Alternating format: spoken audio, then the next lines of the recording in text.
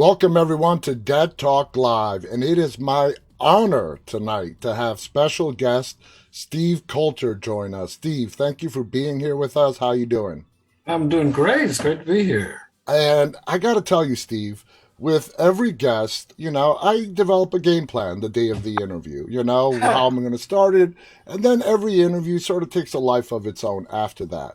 And I got to be honest with you, as I do with every guest, I refresh looking at your resume at IMDb. And I was saying to myself, where the hell do I start with Steve?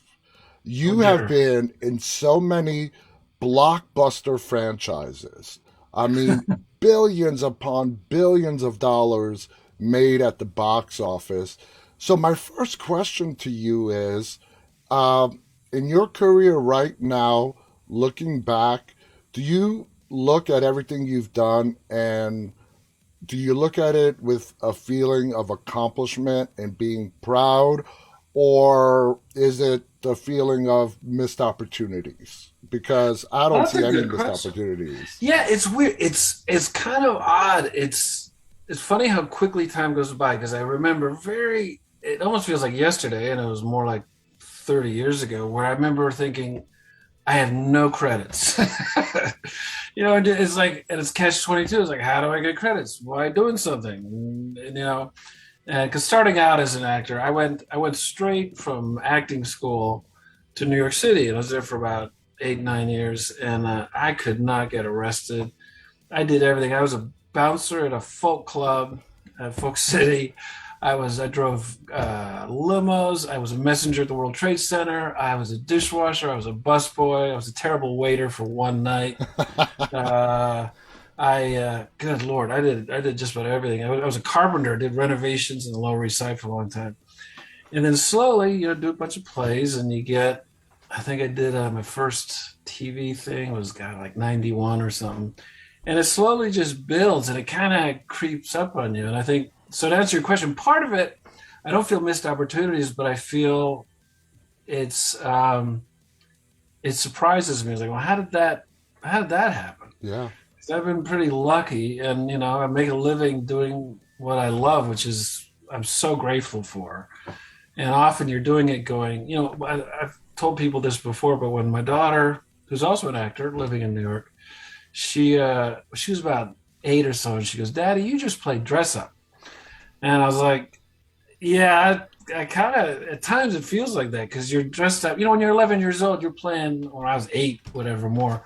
You're playing war and time tunnel and all these different things and GI Joes and army uh, and I kind of am still doing that.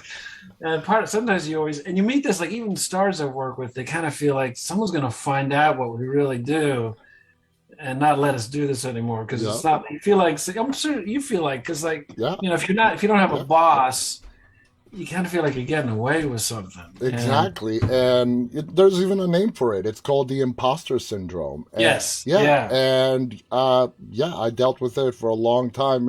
I'm still trying to say, you know what? I belong here. I can do yeah. It's a this. funny thing, and the most Dustin Hoffman talked about it. Apparently, he and Gene Hackman they did a movie together. I think it was a John Grisham movie years ago, like 20 years ago, and they were both talking to each other like in the restroom or something after a scene, and they said they still feel like this is the movie where they're going to find out I don't have any idea what I'm doing.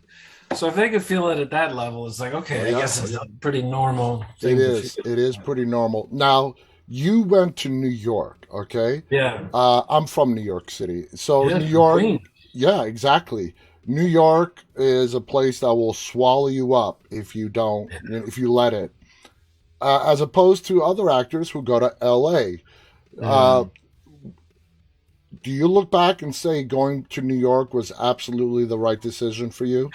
Yeah. It was really, really hard. Like, I think if I'd gone to LA, I just would have disappeared. I wasn't, because I was thinking mainly of doing some theater first. I don't think I even considered going to LA. I didn't know anybody there. I was only 21, but when I moved to New York, it was 1981, which is, I don't know if you remember, a couple years ago, there's an Oscar Isaac movie called The Most Dangerous Year, and it No. was about 1981 in New York City.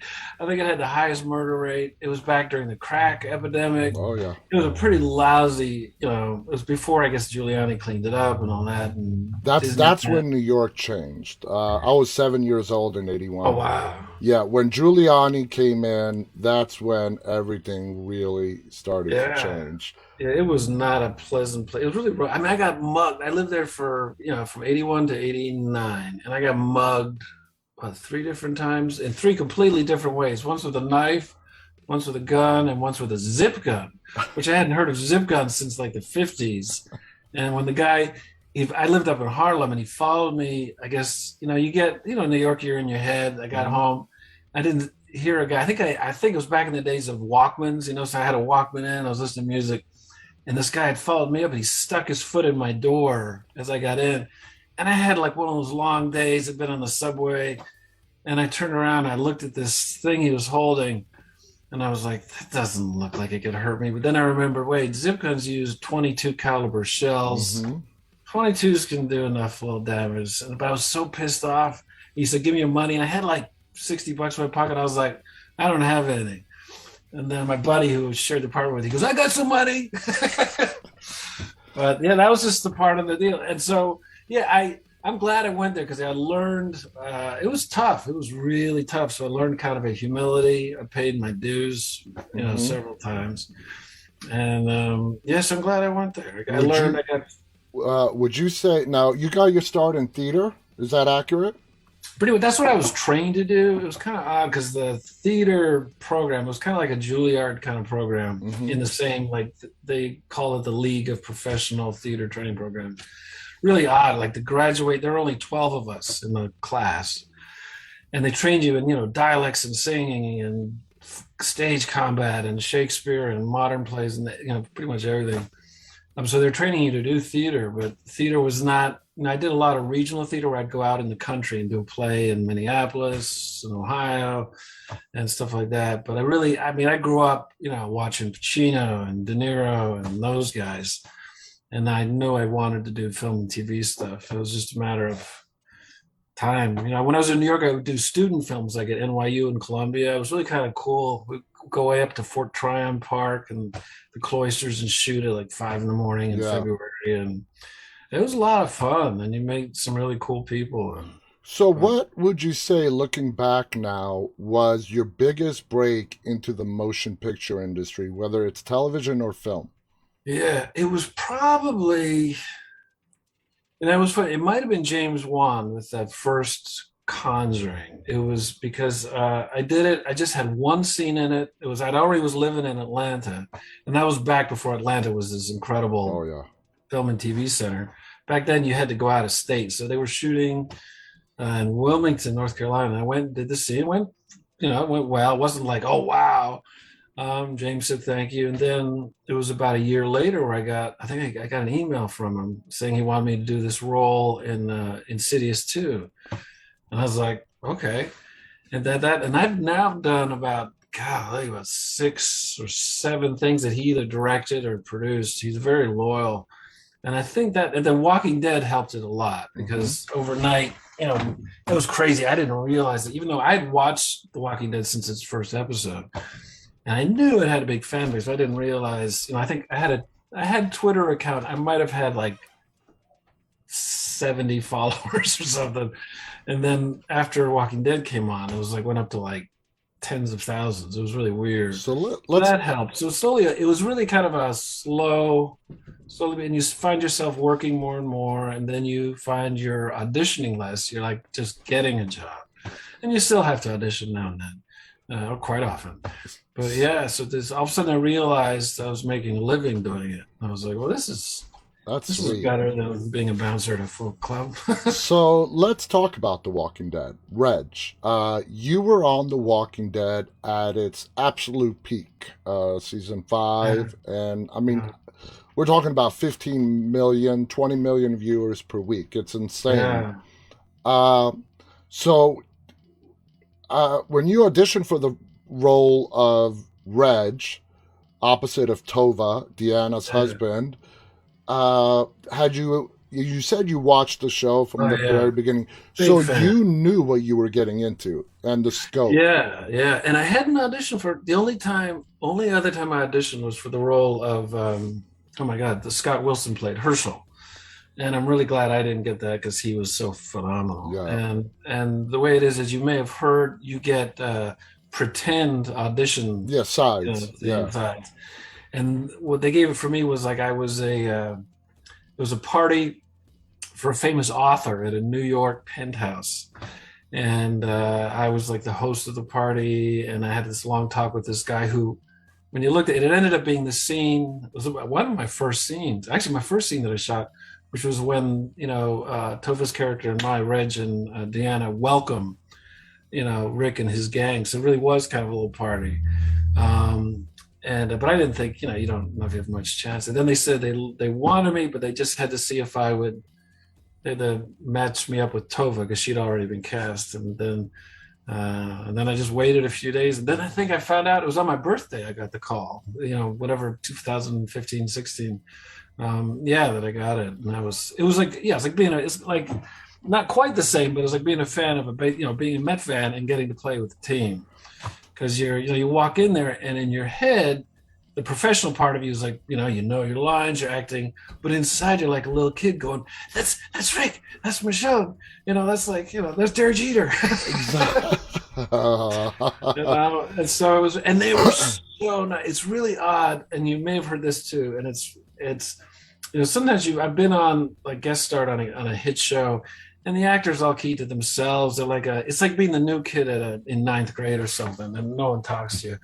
But these guys knew that you'd be nervous coming in, and so they just, especially Andrew Lincoln, he was one Yeah, of the first people to greet me, and like just welcome to the family. There was none of this. They were so nice. Andrew did that with every newcomer. That's Yeah, right. he was like the.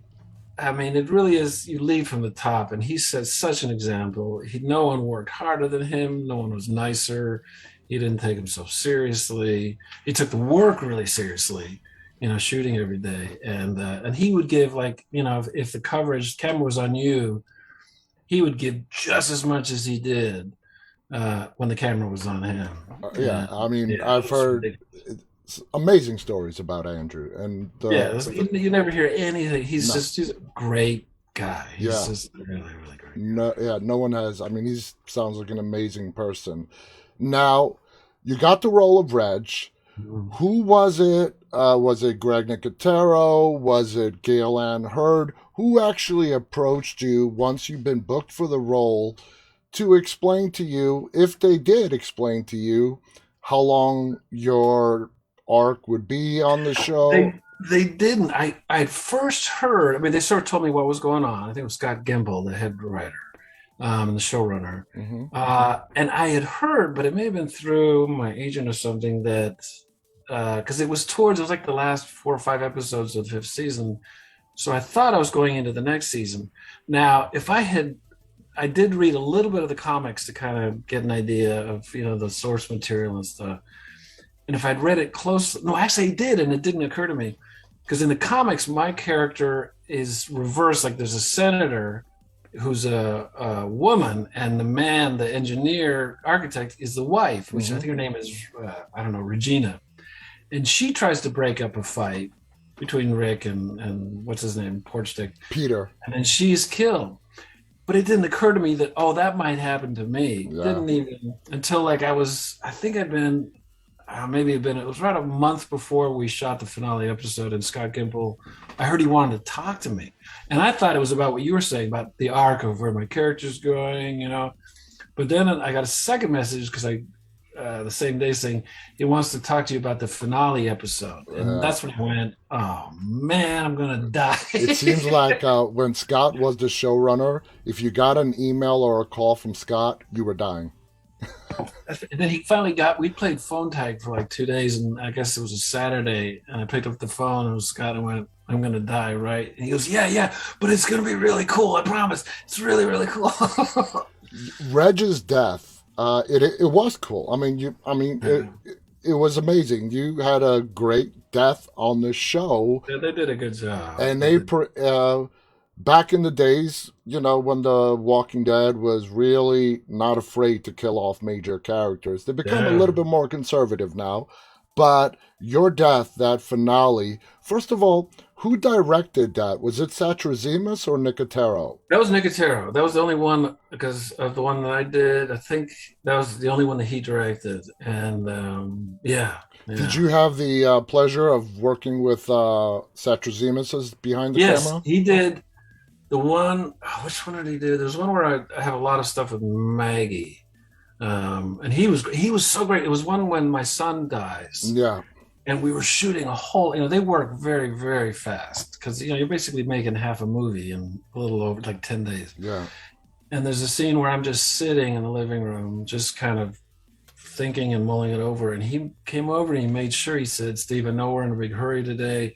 You take as much time as you need. You're not rushed, you whatever. And that's, right down the line. That's how everybody was there. There's like, we want to make it good and we're not going to rush you. And yeah, he was great. He was great. That was a classic episode. In many ways, it was the episode where you died.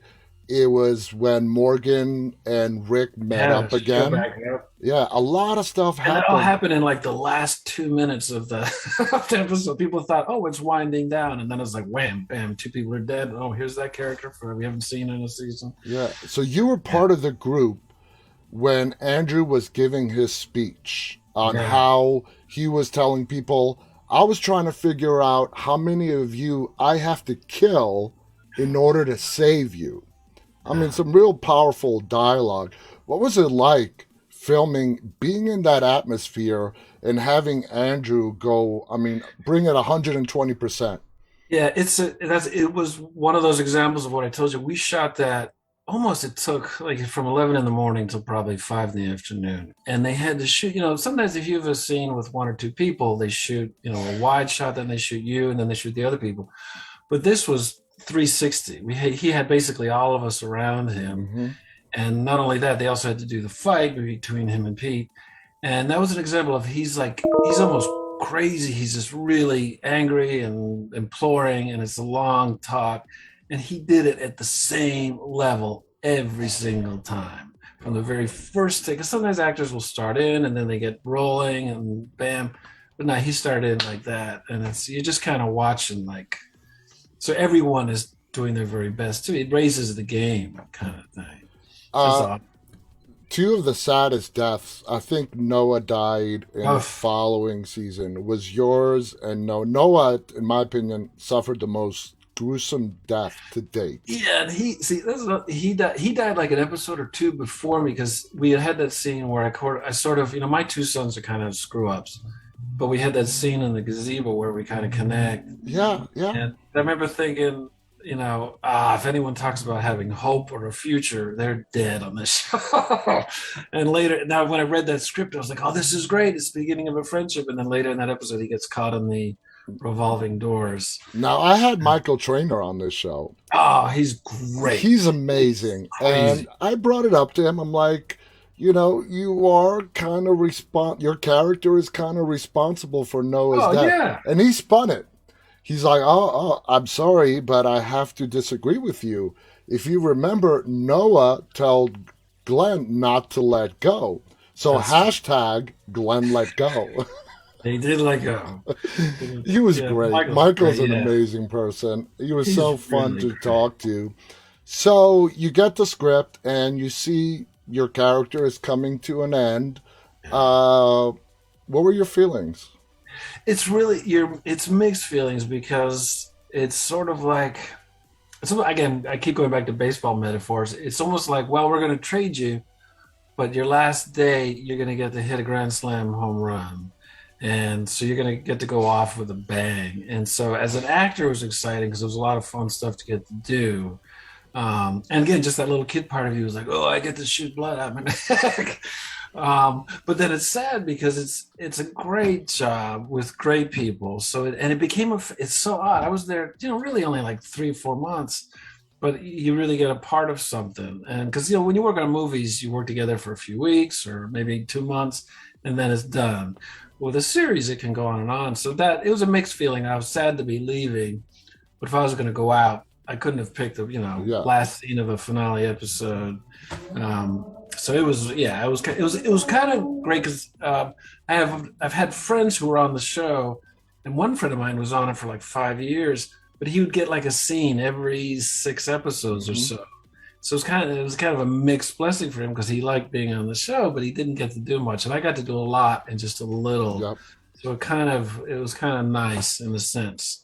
Um, but yeah, it was a lot of fun. Now let's talk about working with Tova. A Yeah, phenomenal actress, Deanna on the show.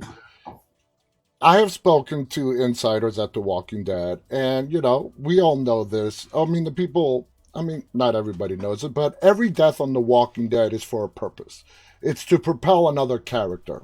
yeah, Reg's death was to propel Deanna, yeah. okay, and open her eyes and take her to the next level. Is that how you saw it as well?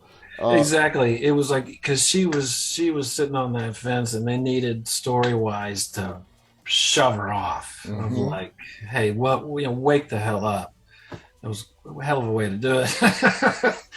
But yeah, that was just, and it's true. And like any good script, it's got to be, you want your characters to take big actions and big stuff. You don't want to just have people sitting around talking about Yeah. doing stuff because you got to get people, that's any story, a play, TV, movie, whatever. And they're really good at that of just constantly, especially back then. I mean, every single episode, something, it just was always moving it forward, moving it forward. And you didn't know, like you said, you didn't know what was going to happen because Hmm. no one was safe. No one was safe. Now, And yeah, when you were introduced, it's also when we got introduced to Alexandria. yeah, And yeah. Alexandria, that's not, and there's no part of it that's CGI. It's an actual No, set. it's an actual neighborhood, and those walls are made out of steel. It goes all the way around, and it was a housing development. I don't know what deal they worked out, but it'd be kind of funny because we'd be shooting like 7 o'clock at night, and they'd have to hold because a FedEx truck would be coming through to deliver a package, and it was so odd. You have all these people standing around dirty with guns and stuff, and here comes FedEx, and we're like, "Doot, doot, doot, doot." Now, having been on so many big budget films, and you're coming in and you're seeing this big set that they did, Alexandria that they built, were you impressed?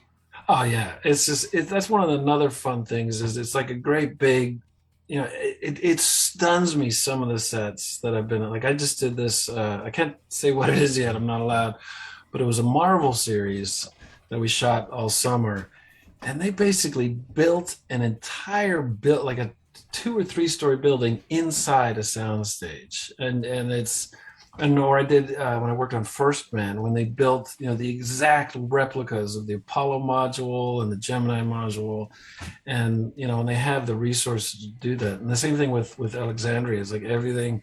You don't have to pretend, it's not green screen. It's all One thing there. that was nice. A lot of people that worked on The Walking Dead had to work out in the woods and I got to work from like September to November or August to November, which is the nicest time in Georgia. It's like one long autumn, and I was working in we would take breaks and just sit on the steps. It was like sitting outside of Brownstone in Brooklyn or something. We would just hang out and sit on the steps until it was time for the next setup, and stayed clean and cool and warm. I got kind of spoiled. I didn't have to. I wasn't out in the woods with the ticks. Yeah, everybody you talk to, it's all about the devastating Georgia heat in Atlanta when I, they're I was, shooting. I was, I was fine. So let's talk about character preparation. I'm sure you Yeah, have your own unique style of getting into your character that you're going to portray. Reg and Deanna, the entire Alexandria community before Rick and company came along, they were sort of sheltered behind those walls. You were the architect. You built your character, built those walls to keep yeah. everybody safe. So, how did you get into character to play Reg? Did you sort of say to yourself, you know what, the zombie apocalypse did not happen? That's not how I'm going to play this. I'm going to pretend that this is a normal world, and Yeah. that's how I'm going to present Reg to That's the what you audience. do. You do, you almost summed it up because what you do is even people under extreme circumstances. I've read so much about World War II and the Holocaust and the Civil War. People in extraordinarily horrific circumstances, they're not sitting there every day going, "I'm in the middle of the horrific." You still got to eat. You still got to. I mean, sometimes it's scrounging for food and stuff. And so, but what it was is underneath it all, it's kind of like it was almost like there's during a war because there's a tension underneath it all. And what you do, you just sort of you borrow stuff from your own life. You think of stuff that were the things that are big worries about yours. You try to tap into that. So there's always a bit of a tension. There's not an ease all the time. It's not like because otherwise it's like it's not going to make sense, especially to that audience because they know the story. But it's still you try to look for the normal, Hmm. and then you get help. You get they had a really nice townhouse where they lived, the clothes you get to wear. It makes, he wore really nice stuff. So you carry yourself. So there's a lot of stuff you try to like soak in things and absorb as much of the stuff that's right in front of you that you don't have to make up in your head. And then you do stuff like, and I did some architecture, a bunch of architecture research just so I had it. You're never going to hear me talk about it, but it made me see how he thinks. He has a big picture kind of brain, and also this was kind of fun, that kind of a character. He's so positive and he's so trusting and so optimistic, so you get to tap into because I am not, I'm not a down person, but I was not as optimistic as he was. Hmm. And it kind of rubs off on you because you start looking around like, well, what's working? This is working. That's pretty great. He wasn't agonizing over anything. And and you also see what's your role in the script is like he's a clear voice of authority and kindness. And so, that's a big thing is you look where you fit into the story because you can do all sorts of clever actor choices, but that's like, if it doesn't help the story, it's like, oh, I'm not going to give him a limp because that's going to distract from it's like, why would I do that? Exactly. But there are actors that kind of do that where it's like, oh, that's really interesting. It's so fun. Like when a friend of mine will say, oh, you got to see this movie. The acting's great. It's the same thing of saying, oh, you got to go see the new Marvel movie, the special effects. It's like you want to see a great story, and if the effects are great or if the actors are good, that's always the second. Like I've been watching Succession on Yeah. HBO. Now, mind you, the acting is incredible, but what it is that story just you care about all those people and you can't wait to find out what the hell's going to happen. So that's your job. I feel my job is to figure out where do I fit into telling this story, and not distract from it and also have fun with it.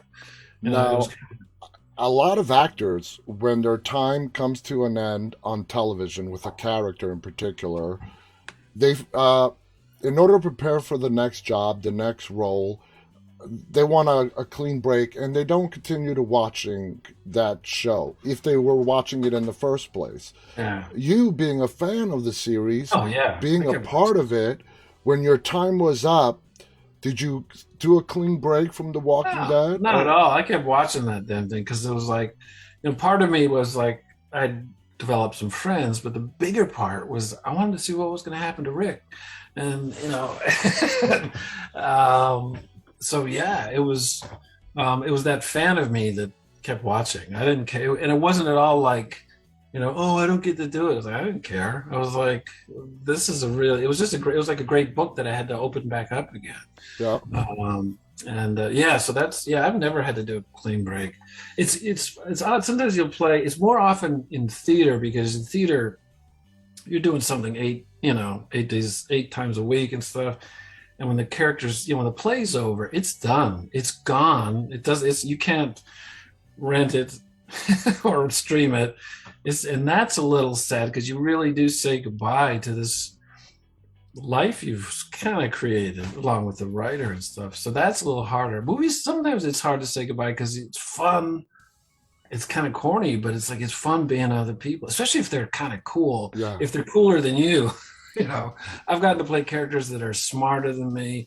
And I once played. God, one time I played this a male prostitute, like a New York gay prostitute. This is like God, almost 40 years ago. But he was such a great guy. Like when I was in his head, he was just like the way he saw the world. He was so interesting, and I liked his view on the world. And so you kind of miss that. It's kind of you create this whole world, or so that it's a weird thing. You get your brain doesn't know the difference of the. It's not like you're walking around like I am this guy, but there's a part of you that just, you think thoughts that you normally wouldn't think because you're Mm-hmm. thinking what the writers created and your imagination mixes with it and it feels real. And like I played this, the thing I can't talk about. I played this incredibly powerful, very wealthy guy. And that was fun. Like I had this, they built me this office that was the size of, God, it was like a small airplane hangar. And you just sit at that desk and someone walks in on the other side of the room and you don't have to do anything. You're wearing a $2,000 suit and they're walking in and you get to be that powerful and it's kind of fun. It is. It's just the pretend of it is it's like I said, it doesn't feel like a job for a grown-up, but that pretend is very fun. Now, just one final question on The Walking Dead before we move on. They are in the process now of prepping for the spin-off tales of The Walking Yeah. Dead, the anthology, the episodic anthology spin-off. Would you be open to reviving the role of Reg in an episode? Yeah, I hadn't even thought about that. Sure, yeah, I mean, yeah, because you never get to revisit characters, and that would be really interesting. there's a Yeah, story yeah, to tell there. There's a big, I mean, for me personally, I would love to find out how, when the outbreak happened, how yeah, did Reg and Deanna, how did those walls go up so yeah. quickly? They end up I there. mean, what did Yeah, Reg and Deanna, Reg in particular, know that prompted him to put up those walls? yeah. So there's a lot of story to tell there, and personally, I would love to see it. So now moving on, let's talk about the Conjuring universe, okay? Okay, but you have to promise we get to talk about the 86 Oh, we're Mets. going to. I'm saving that's that. what We're going to that's talk what I'm about the more I'm Mets. more excited about that instead of talking about me. Oh That's yeah, what. yeah, yeah. We're going to talk about the Mets. Trust me, I've been looking forward to that. But I'm saving that for last. Oh, good. There we Okay. go. So The Conjuring, huge franchise. You already Yeah. explained James Wan and how he likes to stick, which a lot of directors and filmmakers do, Yeah. with their actors. They like working with them. Obviously, you're a big James Wan favorite to work with. Coming in, and you and Patrick Wilson, he's Yeah. also in the Insidious Yeah, franchise we as get well. confused sometimes because we forget we were talking about something and we realize we're talking about the wrong movie.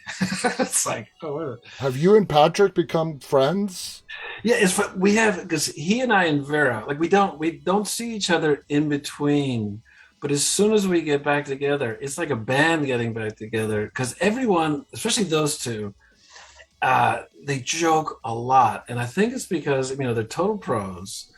But the subject matter is so tense and so serious. If everyone stayed at that level of intensity, I think it would not be good for anyone's performances. And Patrick, particularly, we give each other a lot of grief. Like it seems like every movie I get some damn prayer I have to say that's either in Latin and like I'm really good at learning lines. Like I did a one-man show where I had to talk for an hour and a half for myself. But these lines always are like they will not stick in my head. And like I one in the last one in Conjuring 3, I said this one thing and it came out not gibberish, but kind of close. And he and Vera were just like looking at it because the close-ups of me, and they're just looking at me like, "Is that the way you're gonna say it?" And it's like, so yeah. So there's a great deal of fun. Like you fall right back into it again, and part of it is that one thing about James Wan is he has this energy that is so contagious because he loves making movies. I mean, he's a big fan of movies, period, he just loves it. I think he could shoot for 20 hours a day. And and the same thing with any directors that he has hired when he produces, the same thing. They all just love it so much. It doesn't, making a movie so logistically, it's really a Oh hard thing yeah. to do. And there's so many different moving pieces. But so the director really is the captain of the ship. And if they're tense, everyone's going to be tense. If they're excited, everyone's going to be excited. Um, so yeah, that's that atmosphere on that. They're just very very silly. In The Conjuring, The Devil Made Me Do It, you Yeah, are a part of that opening exorcism yeah, that scene. was That, I intense. mean, talk about intense. All Yeah, right. it was very intense. The the effects, the little boy, the movements, the atmosphere, just that exorcism scene, which is your predominant role in that Yeah. film. How long did that take to shoot? That's a good question. I think it was about 3 or 4 days. Okay. We were at that house for a while, and because we had all the stuff going down the stairs, all the stuff in the room upstairs, and then what's interesting about the stuff that takes place in the dining room table, Mm-hmm. there's very little CGI. I mean, they added the scratches on the wall and stuff, but for example, when the table's doing this, it's not some hydraulic. It's these two Teamster guys underneath the table just going. And I think you probably have read about it. It was a woman who played the little boy, and they put his face on her. Was a real contortionist, Ooh. and so none of that is CGI either. And she's doing this, and we're like, you don't have to act when you see someone turn themselves basically inside out. They did a little like the CGI of the plate hitting me. That didn't have. We had a real wind machine going, like crazy wind machine. And I just, we did a CGI with the plate actually hitting me and stuff. I just, acted it out falling down. But it's funny how much of it was just like as if you were 14 years old and making an 8 millimeter movie. It's like, yeah, shake the table, and here's the wind, and there's the And it stuff. sounds like you guys had a blast doing it. Yeah, it's silly. Yeah, here's and you watch it in the movie, it's Mm-hmm. terrifying. But when we did it, it was just a lot of fun. So, Distinguishing between the Insidious franchise and The Conjuring, would you say, for you as an actor in both those franchises, it's the same, a especially with lot. Patrick there, or is the atmosphere completely different on those two different Well, the sets? only thing that's different is the Conjuring movies have a bigger budget, so they get a little more time. Okay. Whereas the Insidious movies were done, God, we shot Insidious 2 in like 20 something days. So they're a lot longer hours, and there's a little more of a sense of, well, I don't know about that. I was about to say it's a little more sense of almost doing an independent film, but that's not true because James works the same way in The Conjuring as he does. Um, but it was, yeah, just we didn't have as much time, so you're having to really kind of move a lot faster. Like we would have probably shot the exorcism scene if it was in the Insidious, probably in a night or two Okay. versus several days. But that'd be about the only difference. It's still the same spirit. The Insidious movies have Lynn Shay, and she's extraordinary. She's so funny and kind, and Yeah, yeah, we're but going to yeah, get her on the show. It's a scheduling oh, issue, she's but I great. cannot wait to talk to Lynn Shay. She's great. She's so great. She's yeah. Now, you were also an Annabelle. Did Yes, yeah. We did a little visit. We visited. uh, so you are definitely a big part of the Conjuring universe. Were you surprised that you were asked to come and be an Annabelle? Yeah, it's odd because it's and the way it works with these guys, you'll just get a call. Say like you're gonna be, and it's with funny with Father Gordon. I've always compared him to like Commissioner Gordon in Batman. He's like he finds out, okay, we got this case. It's in New England or it's in London. Here's your mission. Good luck. And like the last one was the first time in the Devil Made Me Do It, where he doesn't usually go along to the exorcism. He's usually sitting back at the church reading magazines and stuff. So I actually had to go out. But yeah, it's always and it's what's funny is that I it's not that I don't like horror movies, but they scare the crap out of me, especially movies like those that are about evil. Yeah. Because it's different. Like I can watch, like Friday the 13th. That's the slasher stuff. It's just kind of Yes. like an amusement park ride. That's Hmm. fine. They don't scare me. It's more like that's kind of fun. But these scare. Like when they sent me, I think I was doing. It was Insidious 2. They were about to, we were about to do press for it. So they sent me a copy that I could watch on my laptop. But I had to like open all the curtains during the middle of the day, put my laptop kind of on the other side of the room because that shit's, even though I knew that we're just shooting and I know those are friends, it still scares the crap out of me. So I don't And like do I've horror. said many times, I can enjoy a Friday the 13th slasher. It doesn't scare me, Terrifier movie.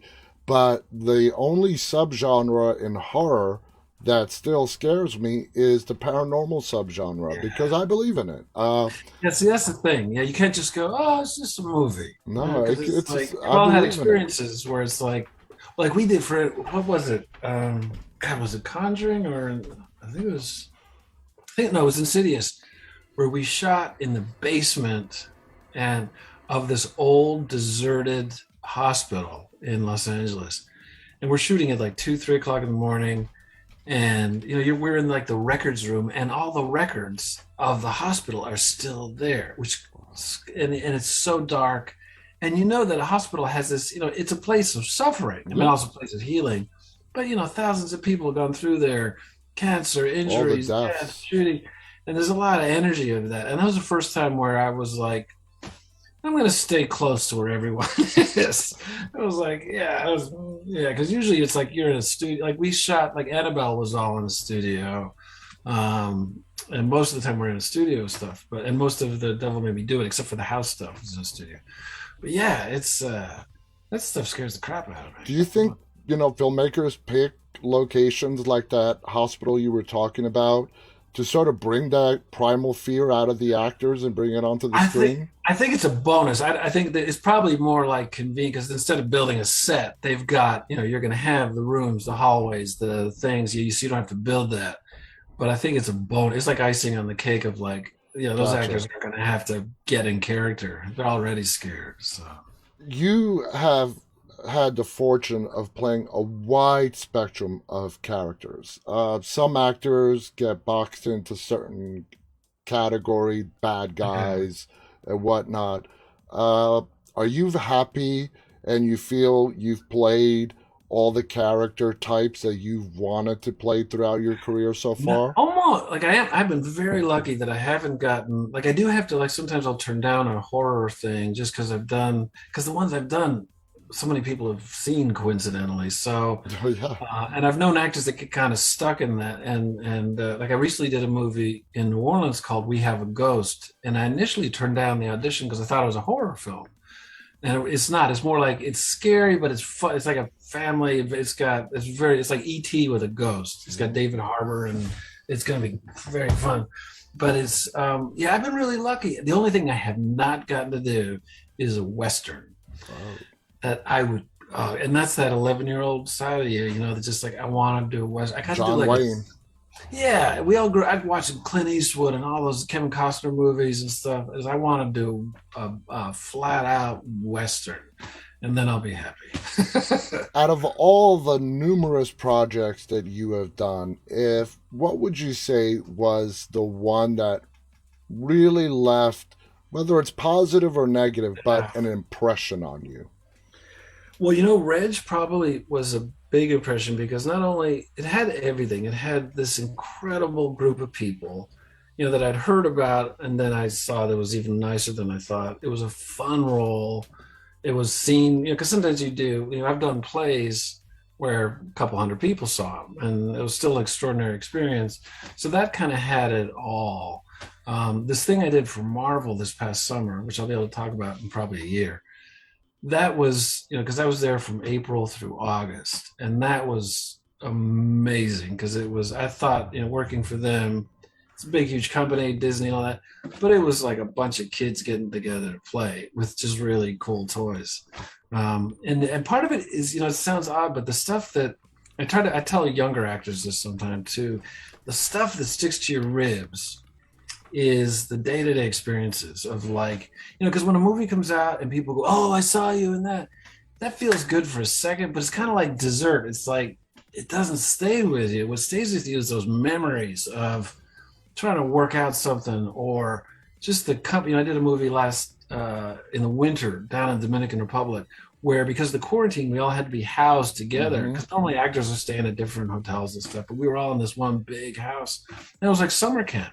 We all ate all our meals together, we hung out together, we watched movies together, played music together. And that's what I were, even if that movie, it probably will be, it's a good director, even if it does really well, that'll be really cool. But what's going to stick in my head is hanging out with those people who are still my friends.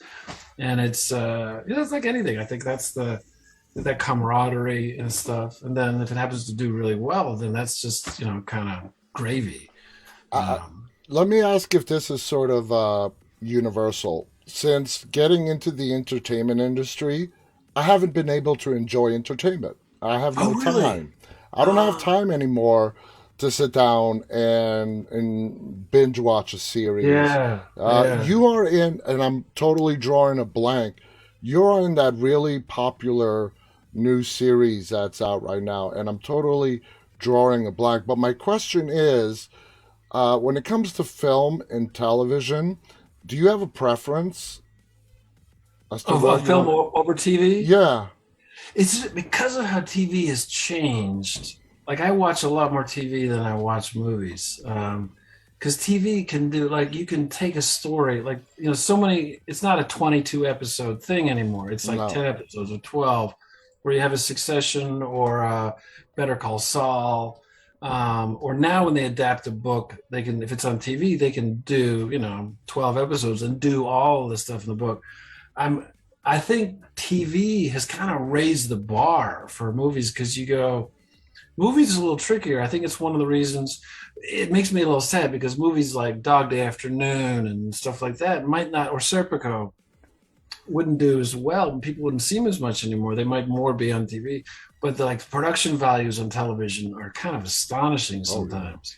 And so it's during the pandemic where no one got to go see a movie except I went to see Dune in a movie theater recently. I was like, that's the way to see something like hmm that because it's the thing I like about movies that TV will never replace is just the spectacle of it. You go into there and the smell of it sounds corny, but the smell of no, popcorn, red Twizzlers, big tall Coke, and when the lights start to go, the previews lights start to go down, and it just gives you that little. It's just kind of magical. And if you see a movie like, a big opening night for a movie like a Star Wars movie with a crowd, or you see that's like a scary movie.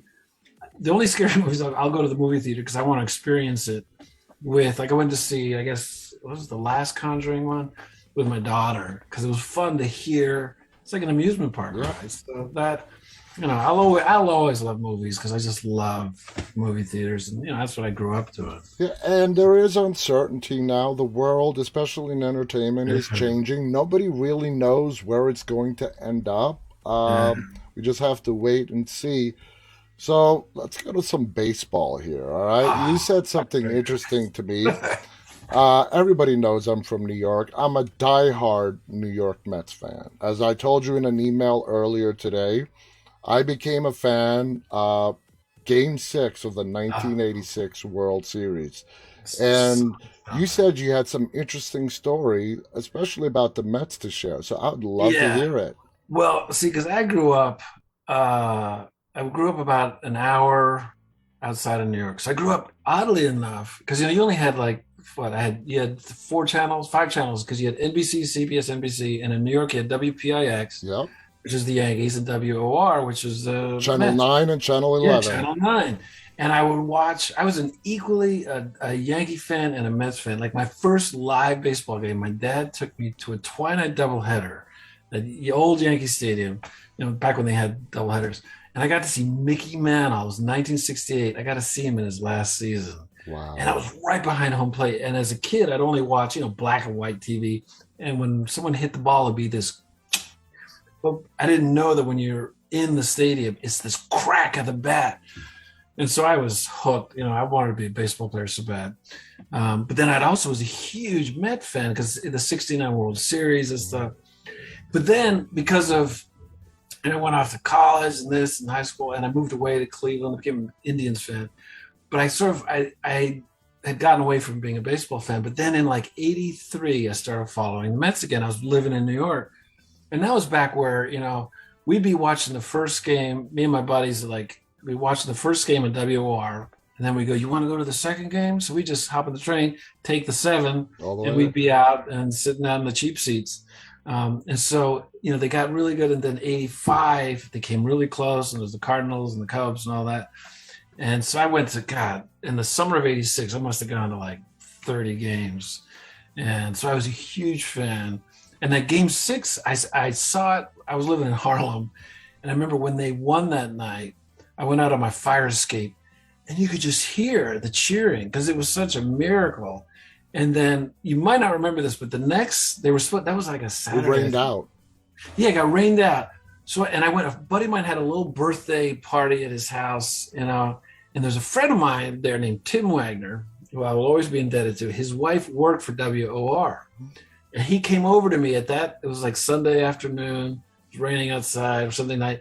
And he said, "Hey, Steve, what are you doing tomorrow night? And I was Oh, like, so I got tickets to go see Game oh, 7 wow. of the '86 World Series, and I was like on the first, and I was just in heaven, and we got to go down. It was kind of weird because even like I'm 62 now, but even now when I watch baseball games, I feel like they're older than me because I guess you still see it through the eyes of a kid. Yeah. And I always feel like, the guy's 24, but it's like if I met him, I'd go, "Oh, Mr. Hernandez." Like I was a huge Keith Hernandez fan. I still Hmm. am. Dale Strawberry, Dwight Gooden, Lenny Lenny Dykstra, Dykstra, all those guys. Wally Backman, Have you Ray seen? Knight. There's the ESPN 30 for 30 documentary that's out now about the '86 No, I Mets. haven't seen it yet. You No. got to look it up.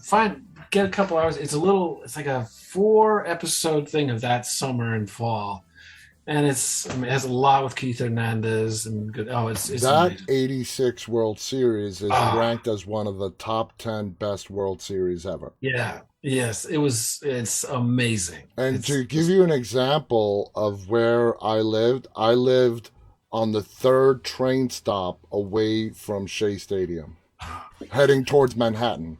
oh The third wow, train stop is where my house is today, too. I own my house oh now. wow, Yeah. oh So man. it was amazing. And people don't realize that the Mets ruled New York in the 80s. They did. It was just they had videos out. They had that's all you talked about. That's like back when you bought the Daily News every morning and went to the back page. Even if you'd watch the game or listen to the game, I used to listen to a lot of games on radio just because it was fun. Even though you'd watch the whole game, you'd still read the articles and look at the box scores. And yeah, Oh, they yeah. did. They ruled that they were the princes of the city. It was incredible. Are you still a Mets fan today? I'm not a Mets Not, fan, a baseball fan. Yeah, I'm a bit. It's weird. I'm more of. I love old baseball. Like I like all those documentaries because that's what I grew up with. Hmm. And since I haven't been, I did become a pretty rabid Braves fan when I moved because I moved to Atlanta in golly, it was right early '90s. So it was right when they were starting to get. Oh, When I yeah. first moved That here, you could get 15-year tickets. run. Oh, but before that, you could get tickets. In the first row behind home plate because no one was going to the stadium, and then they slowly just went. "Hmm." And so yeah, I still and I just obviously I You're talking watched the about the last. old Fulton County Stadium. Yeah, I've been there. I've been to Turner Field, and I just took my stepson. We went out about a month before the end of the season to the new stadium. It's real pretty. It's not Turner Field had a real feel to I it. think it's called SunTrust Stadium Yeah, or something like SunTrust that. or Yeah. Truist Park, Yeah, which is. now it's all the banks own this state. Yeah, it's all their And I names. kept they tore down because I was up in New York about maybe 3 4 years ago. We were shooting a movie. It was for HBO called Paterno with Pacino, and we had to shoot like we were at a game at a Penn State game, but they shot it out at City Park. We're up in the luxury area, like we Yeah. were in like a bar up there. But as a kid, but we got to come in like where the clubhouse is, and had all the pictures of like Gil Hodges and Ron Swoboda and all these people. So I was like, again, I was like a little kid getting to go in to the stadium where the players go in. I felt 8 years old again. So let me talk to you about this. The Mets just 2 days ago signed Max Scherzer They did. to a 40 plus million, I believe, uh, Wow. 40 million per year, I want to say. I mean, it has gotten crazy, these salaries in It's baseball.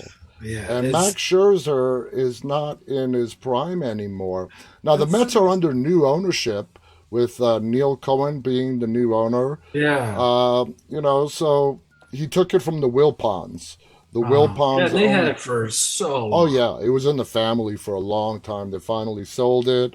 Neil, um, the Cohen guy, bought it. He says, I Huh. know I'm going to be facing a loss, but he's obviously not shy to spend money, which the Yeah. Wilpons were.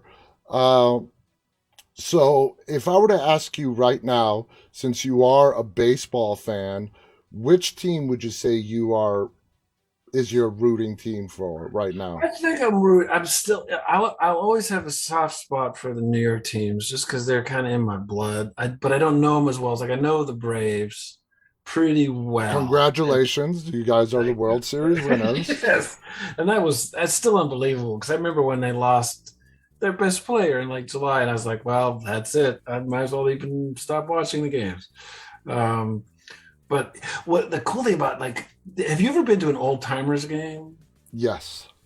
See, like when I went to old timers games, it was like Yankee Stadium. I never went I never got to see the Mets live as a kid because the one day I was supposed to go, and we had tickets. It was a big deal. My dad had the Met tickets, and I remember it was like 2 months ahead of time, and I was just waiting every day. And the day we were supposed to go, it got rained out, and I remember sobbing as if someone had cut my leg off. But I got to go to a couple of Yankees old timers game, and we got to see like Joe DiMaggio, and it was Oh, that's and Babe Ruth's incredible. widow would always, it just says I'm kind of old, but they'd always introduce Babe Ruth's widow, Yeah. and she'd be there, and Whitey Ford would be pitching, and oh my god, it's so I just yeah I'm very fond of the old days, but Yeah. yeah I kind of root for the Braves. I think there's That's nothing awesome. like when you first walk into a stadium where there was like at Shea, I had a Mets poncho instead of an umbrella. So we'd go out and there'd be a rain delay, and I'd be way, up in the nosebleed seats. And I was fine. I'd just be sitting, drinking my beer, Now waiting Shea for the Stadium got a bad name, you know. Oh, it Shea. did. I liked Shea I Stadium. loved it.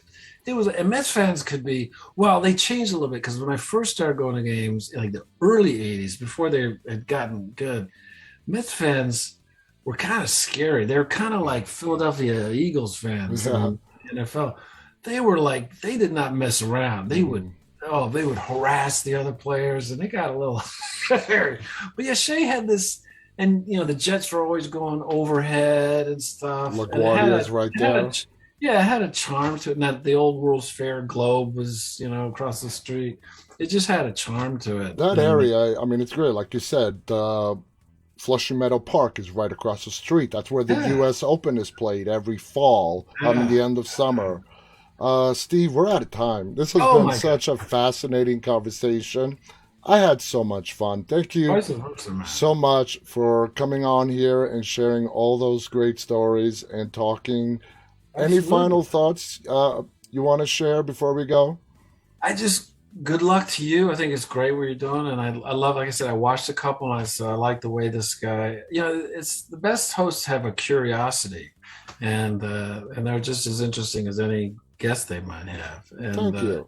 you ask good questions because Thank it's you. Thank you. yeah, That really means a made me lot, think. Steve. Thank you so much. It's been a complete honor to talk to you. Thank you to all our viewers who tuned in and are going to be watching this later on, archived. On behalf of Steve Coulter, myself, stay safe, stay walking. Yes. Good night, Happy everybody. holidays. Happy All right. holidays. Bye bye. All right.